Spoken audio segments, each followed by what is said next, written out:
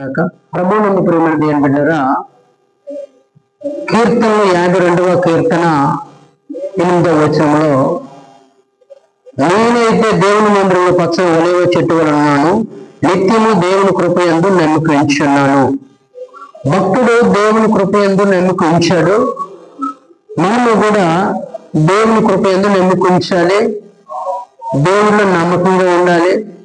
దేవుని సన్నిధిలో ఎప్పుడైతే నమ్మకం కలిగి జీవిస్తామో ఆ నమ్మకంలో ఒక మిరకల్ దేవుడు చేస్తాడు. ఆ నమ్మకంలో దేవుడికి అద్భుతం చేస్తాడు. ఆ నమ్మకంలో దేవుడికి మేలు చేస్తాడు. అందుకే రాత్రి వాక్యం సెలవిచ్చినట్లుగా దేవుని కృపయందు నమ్మికొస్తే ఆ నమ్మకంలో దేవుడి కార్యము నీ పట్ల జరుగుతుంది. భక్తుడి పట్ల చేసిన దేవుడు, భక్తుడిని ఆశీర్వదించిన దేవుడు నిన్ను కూడా ఆశీర్వదిస్తాడు. అయితే మనం చేయవలసింది అంటే దేవుని కృపయందు నమ్మికొద్దాం.